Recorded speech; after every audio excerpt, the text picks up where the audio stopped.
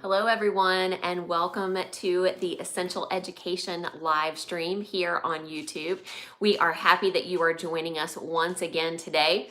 We have a brief topic today, brief in length because of the subject.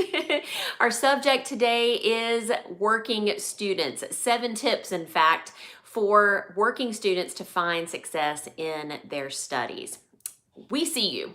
We know that working students are trying to do all the things, and we know that working students make up a large population of our essential education dreamers and doers, those that are studying to obtain their high school equivalency credential this year. And we know that most likely is an important focus, but it is far from your only focus.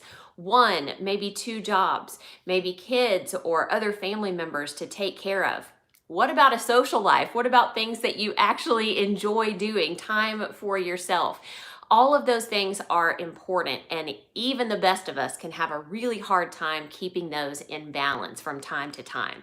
So on today's time together, we want to talk about 7 big tips for our working students to try as much as you can to do all the things and do it in a low stress, high efficiency way.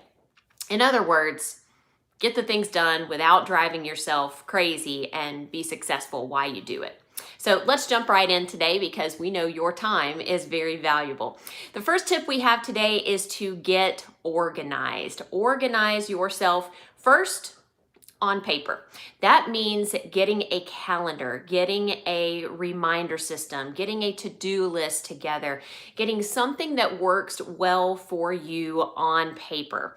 Now that can be a paper calendar, that could be a dry erase board like I have here in my office to keep everything organized and in front of my face. It can be taking a long, hard look at your schedule. What are the things that make up your day? Maybe look at hour by hour, or maybe even half hour by half hour.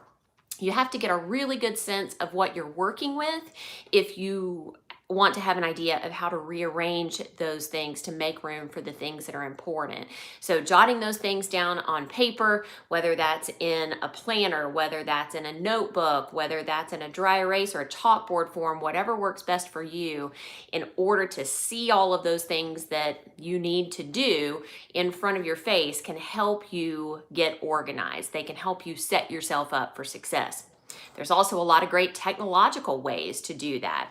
Our phones are in our pockets all the time. We have our tablets or our laptops or reminders on our computers. All of those things can help keep us organized as well. They can help keep us on our toes, remind us about things that we have coming up, give us a little kick when it's time to move on from this task and do something else.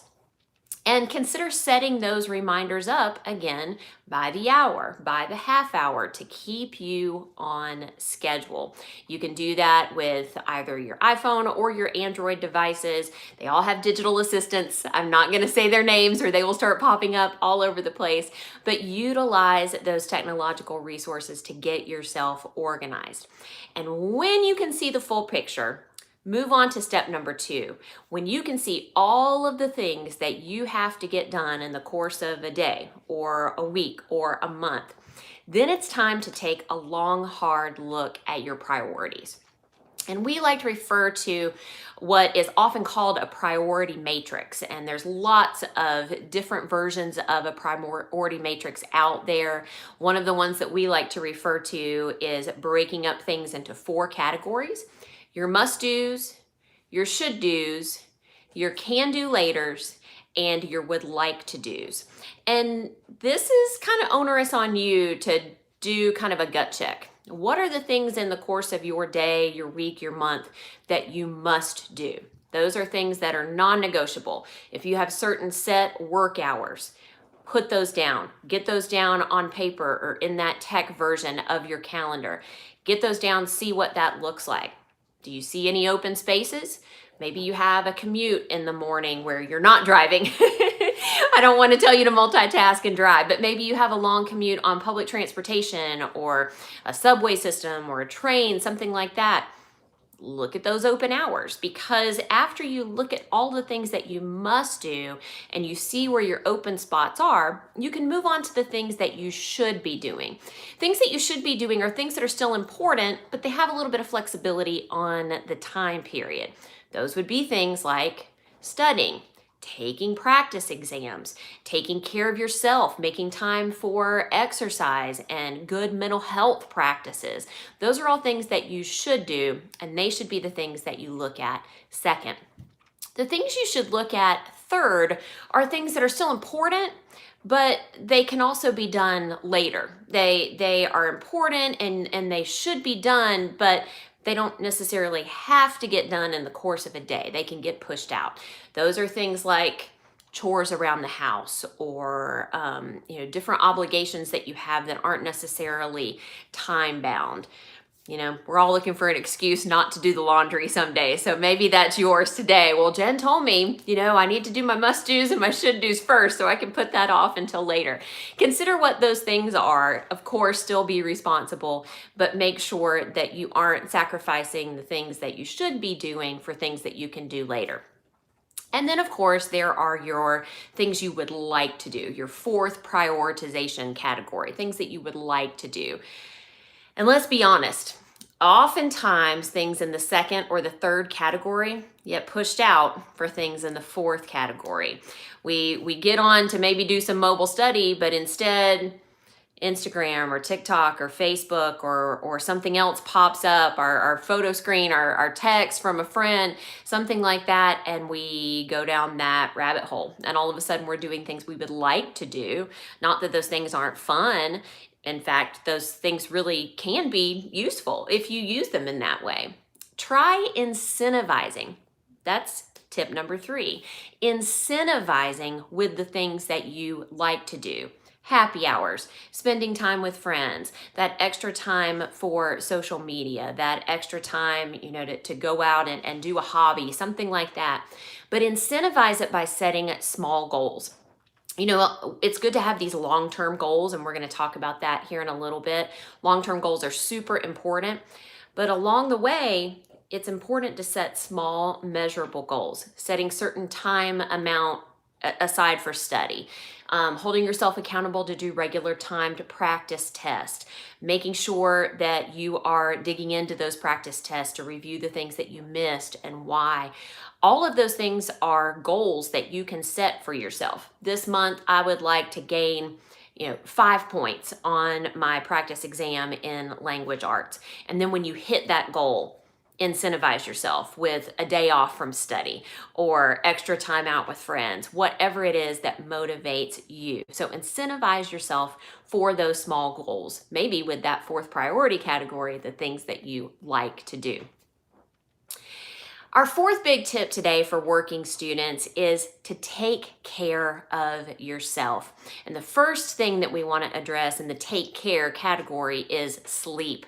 Sleep has long been linked to successful memory and especially to long-term understanding over time. And if you know anything about these exams, that's what they are built on. The test makers for GED and HiSET and TASC all have devised exams that are not built on short-term memory or your ability to cram information in. It's built on long-term memory. So you want to make sure as much as you can that you're in a regular sleep pattern and that you're getting enough sleep at night. I know that's easier said than done, but if you're feeling run down and you're feeling like you can't give in all of those areas, remember, you have to have input, you have to take care of yourself if you want to have output, if you want to be able to give out to others. As much as you can in taking care of yourself too, you want to reduce that stress. And really, those top 2 tips that we gave today, getting organized and reconfiguring your priorities, those 2 things alone can help you to reduce your stress. You'll have a plan in place. You won't feel like you're running on, 0% at all times because you know what you have to give in each hour or each section of your day. And our next tip, again, easier for some than others. Tip number 5 is to ask for help. There is no shame in asking for help because the truth is, one person cannot do all the things. And this involves you getting vulnerable with some people in your life, your friends or your family, letting them know all of these things that you're trying to do. Share with them your goals and your aspirations for getting your high school equivalency credential, sharing with them how important it is to you and asking them to come alongside and help. Could be something as simple as maybe joining a carpool and getting a few extra minutes back that way by every other day having to pick up the kids from school versus every day having to pick up the kids from school.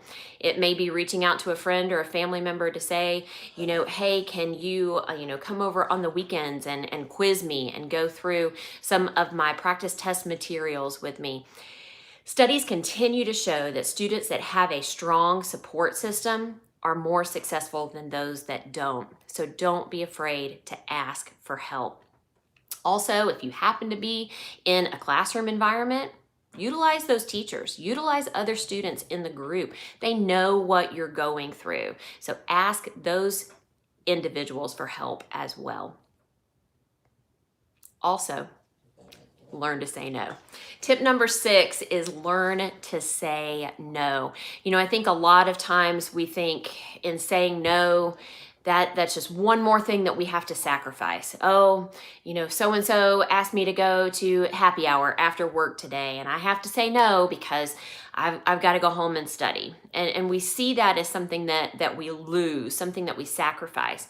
How about starting to switch your mindset on that and say, you know what, no for now. Say no now so that you can say yes to some big things later. Maybe say no to, going to the park with friends on a Saturday when you planned your time for study. Or maybe say no for now, but say, hey, that sounds great. I would love to do that. Let me get some study done first, and then I can do that later. Incentivize yourself to do that.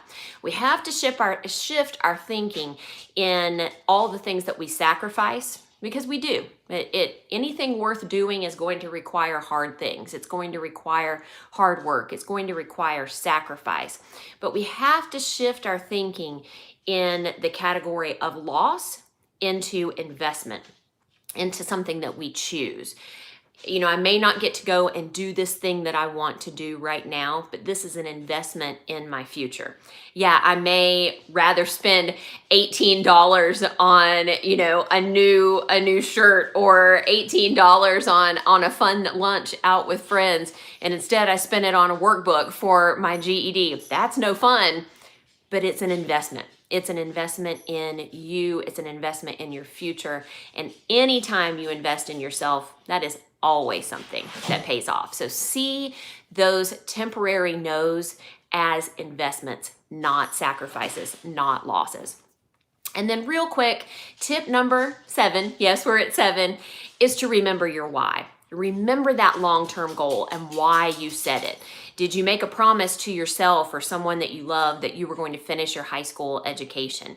Do you have a career goal in mind that requires this as a first step in moving toward your life's purpose? Do you want to go to college? Do you want to continue your education and this is that first step? Whatever that why is, write it down. Write it down in that calendar next to your schedule. Write it down in some of those tech devices, on your wallpaper, a quote that comes up every time you get on to do your digital or your mobile study, or every time you log on to your computer. Use it as a bookmark in those workbooks. Whatever that might be, to remind you why this is important, why this is an investment in your future. Because the truth of the matter is, it's not a matter of if, but when there will be difficult days, when you won't want to say no, when you won't want to ask for help, when you won't want to prioritize, and you say, you know what, forget it, it's not worth it. And you need to have reminders in place. You need to plan to have that motivation in place. So set yourself up with visual reminders to remind you of your why. So real quick, let's review 7 tips for our working students, those who are trying to do it all. 1 is to get organized. Look at your schedule. Look at the things that you have to do in the course of your day and see where your open spots are. Once you see where those open spots are, Be an expert at prioritizing your life and what's important to you. Plug in the things you must